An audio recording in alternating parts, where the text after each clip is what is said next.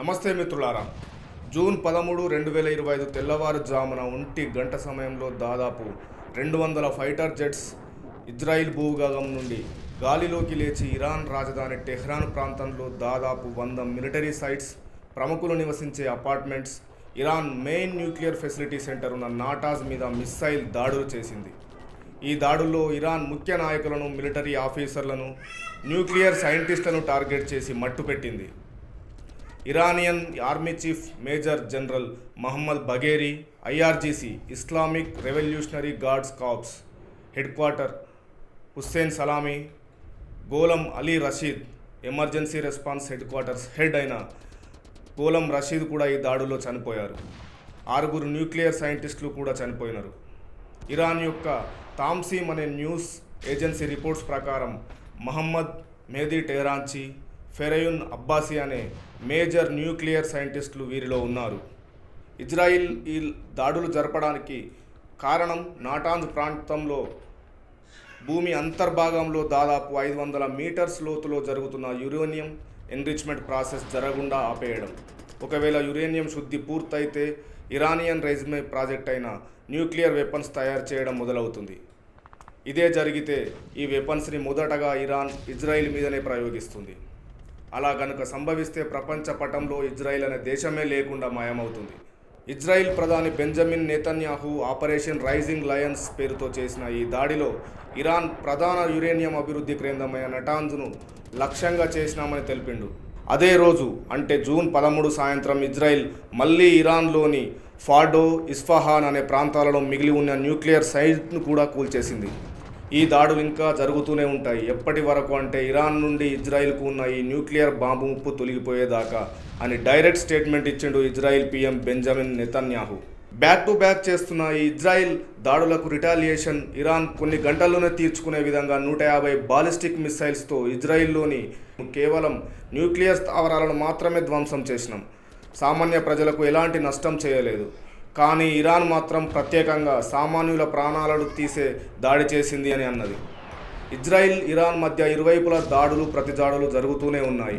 June 16న Iran యొక్క అధికారిక media సంస్థ IRIB మీద లైవ్లో ఒక యాంకర్ వార్ అప్డేట్స్ ఇస్తున్న టైంలో ఒక్కసారిగా పేలులు సంభవించడంతో ఆ యాంకర్ మధ్యలోనే పారిపోయింది. Iran supreme leader Ayatollah Ali ఖమేనీని అంతమొందిస్తేనే ఈ కాన్ఫ్లిక్ట్ అంతం కాదు అని బహిర్గత స్టేట్మెంట్ ఇస్తాడు Benjamin Netanyahu. USA president Donald Trump కూడా ఇరాన్ను అన్కండిషనల్ సరెండర్ అవ్వాల్సిందే అంటూ పోస్ట్ చేసిండు. మీ బెదిరింపులకు లొంగే ప్రసక్తే లేదు, ఒకసారి ఇరాన్ హిస్టరీ చూడండి, మేమేంటో తెలుస్తుంది అంటూ ఈ ఇద్దరి నేతలకు కౌంటర్ ఇచ్చిండు ఇరాన్ సుప్రీం లీడర్. అసలు ఇజ్రాయిల్, ఇరాన్ పక్కపక్క దేశాలు కాకపోయినా, ఒక దేశంతో మరొక దేశానికి బార్డర్ లేకపోయినా, ఈ రెండు దేశాల మధ్య ఇంత శత్రుత్వం నెలకొల్పడానికి పరిస్థితి ఏంటి? ప్రపంచం నుండి మీ దేశాన్ని లేపేస్తామనే స్థాయిలో వార్నింగ్ ఇచ్చుకునే అంతగా ఏం జరిగింది? రండి పూర్తి వివరాలు ఈ వీడియోలో డిస్కస్ చేద్దాం. అరబ్ ఇజ్రాయిల్ వార్లో Israel versus Egypt, Jordan, Lebanon, Syria, ఇరాక్గా జరిగిన ఈ యుద్ధం తర్వాత 1948 మే 14 ఇజ్రాయిల్ యూదులకు స్వతంత్ర దేశంగా అవతరించింది. కేవలం 8 లక్షల జనాభాతో అవతరించిన ఇజ్రాయిల్ తర్వాత తన చుట్టూ ఉన్న దేశాలతో ఎన్నో యుద్ధాలలో పోరాడి గెలిచింది. 1967 జూన్ 5 నుండి జూన్ 10 వరకు జరిగిన 6 రోజుల యుద్ధం అప్పటి ఈజిప్ట్ అధ్యక్షుడు గమాల్ అబ్దుల్ నాజర్ ఇజ్రాయిల్ను ఎదుర్కొనేందుకు అరబ్ దేశాలను ఏకం చేయడం మొదలుపెట్టిండు. దీంట్లో భాగంగా ఈజిప్ట్ సైన్యం సైనాయి ప్రాంతంలో మోహరింపులు చేసి ఇజ్రాయిల్కు రెడ్ సీ ప్రవేశాన్ని మూసివేసింది. ఇది ఇజ్రాయిల్కు ఆర్థికంగా, వ్యూహాత్మకంగా పెద్ద దెబ్బ.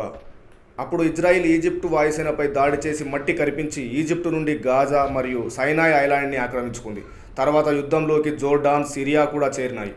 జోర్డాన్ నుండి వెస్ట్ బ్యాంక్ని, ఈస్ట్ జెరూసలేంను, సిరియా నుండి గోలాన్ హైట్స్ని స్వాధీనం చేసుకుంది ఇజ్రాయిల్. దీంతో 6 రోజుల్లో యుద్ధం ముగిసింది. తమ భూభాగాలను కబ్జా చేసిన ఇజ్రాయిల్ మీద మిడిల్ ఈస్ట్లో శాశ్వత శత్రుత్వం ఏర్పడింది. ఆ సమయంలో ఇరాన్ పహల్వీ సంస్థానంగా ఉండేది. Shah of Iran Mohammad Reza Pahlavi Iran రాజుగా ఉండేవాడు. ఇటు ఇజ్రాయిల్, అటు ఇరాన్ రెండు దేశాలు కూడా అమెరికాతో మంచి సంబంధాలు కలిగి ఉండేవి. అందువల్ల ఈ రెండు దేశాల మధ్య కూడా ద్వైపాక్షిక సంబంధాలు చాలా బాగుండేవి. ఇరాన్ ఇజ్రాయిల్కు ప్రధాన ఆయిల్ సప్లయర్గా ఉంటే ఇజ్రాయిల్ కూడా ఇరాన్కు మిలిటరీ ఎక్విప్మెంట్ సహకారం అందిస్తూ ఉండేది. కానీ మహమ్మద్ రిజా పహల్వీ ఇరాన్ను వెస్టర్న్ కల్చర్ని ఎక్కువగా ప్రోత్సహించడం, ముస్లింలకు సంబంధించిన షియా రూల్స్ని పక్కకు పెట్టి అందరూ వెస్టర్న్ లైఫ్ స్టైల్కి అలవాటు పడ్డారు. అప్పటికే వెస్టర్న్ అలవాట్లను తీవ్రంగా వ్యతిరేకిస్తూ నిరసనలు చేస్తున్న ఆయతుల్లా రుహుల్లా ఖమేనీ 1960లో అప్పటికే వెస్టర్న్ అలవాట్లను తీవ్రంగా వ్యతిరేకిస్తూ నిరసనలు చేస్తున్న ఆయతుల్లా రుహుల్లా ఖమేనీ 1962లో అరెస్టు జరిగి దేశ బహిష్కరణ కూడా జరిగింది. తర్వాత ఇరాక్లో ఉంటూ తన ఇస్లామిక్ భావజాలాన్ని ఆడియోలు, వీడియోల రూపంలో ఇరాన్ ప్రజల్లోకి తీసుకువెళ్ళి తన మద్దతు వర్గాన్ని ఏర్పరచుకొని ఇస్లాంకు వ్యతిరేకంగా నడుస్తున్న కార్యకలాపాలను ఆపేసి ఇరాన్ను మళ్ళీ ఇస్లామిక్ కంట్రీగా మార్చాలని 1979లో ఇస్లామిక్ రెవల్యూషన్ తీసుకొని వస్తాడు. దాని తర్వాత ఇరాన్ సుప్రీం లీడర్గా ఆయతుల్లా రుహుల్లా ఖమేనీ బాధ్యతలు చేపట్టిన వెంటనే అమెరికాతో కలిసి పనిచేస్తూ యాంటీ ఇస్లామిక్ కల్చర్ ఇంజెక్ట్ చేసే ఇజ్రాయిల్ అనే కంట్రీ ఇరాన్ శత్రు దేశమని బహిరంగంగా ప్రకటిస్తాడు. దీంతో పాటు ఇజ్రాయిల్ను ఎప్పటికప్పుడు దెబ్బతీసేందుకు గాజాలో హమాస్, ఇరాక్లో హిజ్బుల్లా, యెమెన్లో హౌతీస్ అని యాక్సిస్ ఆఫ్ రెసిస్టెన్స్ పేరు కింద కొన్ని మిలిటెంట్ గ్రూపులను తయారు చేసి వాళ్లకు అన్ని రకాల సహాయ సహకారాలు అందిస్తూ పెంచి పోషిస్తుంది ఇరాన్. ఈ గ్రూపులు ఇరాన్కి సపోర్ట్ చేస్తూ ఇజ్రాయిల్, యుఎస్ఏ, యూకే లాంటి దేశాల నుండి ఇరాన్కి ఏదైనా ప్రమాదం సంభవిస్తే వాళ్ళని తిప్పికొట్టే ప్రాక్సీ వార్స్ కోసం వాడుకుంటుంది. ఇలా జరిగినవే 2023, 2024 ఇజ్రాయిల్ పాలస్తీనా, ఇజ్రాయిల్ గాజా దాడులు. తన మీద దాడికి దిగిన ప్రతిసారి ప్రతి ఒక్కరికి దిమ్మ తిరిగే సమాధానం ఇస్తూ వస్తుంది ఇజ్రాయిల్. ఇక రీసెంట్గా జూన్ 13న ఇజ్రాయిల్ ఇరాన్ మీద దాడి చేయడానికి ముఖ్య కారణం ఇరాన్ సీక్రెట్గా న్యూక్లియర్ వెపన్స్కి ఉపయోగపడే యురేనియం ఎన్రిచ్మెంట్ చేస్తుంది. అది దాదాపు 60% పూర్తికి చేరుకుందని ఇజ్రాయిల్కు ఇంటెల్ అందింది. ఇంకో 30% యురేనియం ఎన్రిచ్మెంట్ జరిగితే ఇరాన్ అణుబాంబులు తయారు చేయడానికి లైన్ క్లియర్ అయినట్టే. జూలై 14, 2015లో జరిగిన ఒప్పందం ప్రకారం జాయింట్ కాంప్రహెన్సివ్ ఆఫ్ యాక్షన్ ప్రకారం ఇరాన్ న్యూక్లియర్ రీసెర్చ్ని లిమిట్ చేసి యురేనియం శుద్ధి తగ్గించాలి, న్యూక్లియర్ సెంటర్స్ని కూడా తగ్గించాలి. వీటిని పరిశీలించడానికి IAEAకి ఫుల్ యాక్సెస్ ఇవ్వాలి. దీనికి ప్రతిఫలంగా యుఎస్ఏ, యూరోపియన్ యూనియన్, ఐక్యరాజ్య సమితి విధించిన ఫైనాన్షియల్ శాంక్షన్స్ని సడలించింది. IMFలో మెంబర్షిప్ కూడా లభించింది ఇరాన్కు.